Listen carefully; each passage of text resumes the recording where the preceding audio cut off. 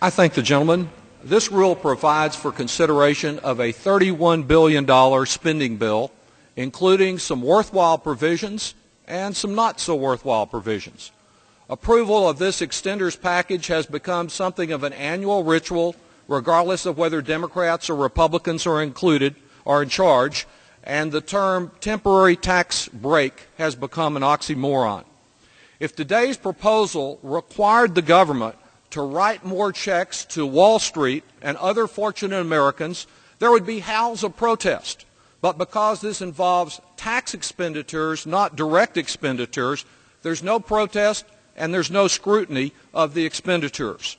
A tax expenditure occurs when this Congress decides to award some interest group, usually those with the most powerful lobbyists, the right to avoid paying taxes on the same basis as the rest of us by writing in some preference, deferral, loophole, or tax break. The principal alleged virtue of today's bill is that it changes nothing. There's nothing more, there's nothing less than the advantages that Congress has repeatedly extended in the past.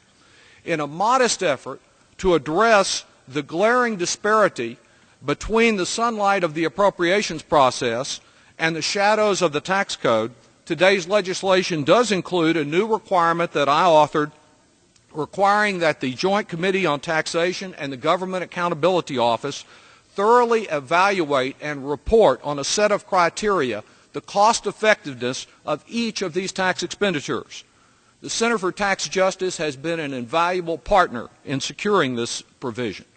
A good example of the urgent need for review was provided only yesterday regarding one of the most popular provisions in this bill, the research tax credit, that I have long personally supported. Calling for its permanent extension has become synonymous with being tech-friendly and being concerned with economic growth.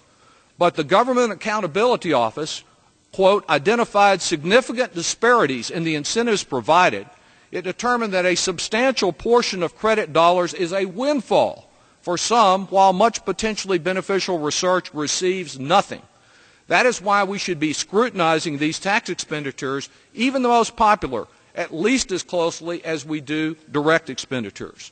On the plus side, today's bill does effectively address international tax evasion by individuals. On the minus side, it does nothing to stop an even more egregious abuse by corporations shifting jobs and tax revenues overseas. In fact, while some try to draw a distinction between illegal tax evasion and tax avoidance, the only real difference between individuals illegally hiding their cash overseas and corporations manipulating the tax code is that the corporations had better lobbyists to obtain a veneer of legitimacy. Similarly, the equitable taxation, may I have an additional minute? Additional minute? Similarly, additional minute. The equitable taxation of carried interest in this proposal is belatedly a step forward, but it presents two problems. First, the bill fails to distinguish venture capital, which is so important in spurring new businesses in the most innovative sectors of our economy. And second, the Senate is most unlikely to accept the financing that we propose here and instead is likely to grab something from our health insurance reform pay-fors in the form of employer-provided health insurance as a substitute there and begin taxing that, something that so many members of this House have opposed. Facing a soaring deficit, to me, tax justice means before we ask working families to pay any more taxes, we ought to question why Congress has done so little to crack down on those getting special treatment and to prevent billions of dollars of tax avoidance.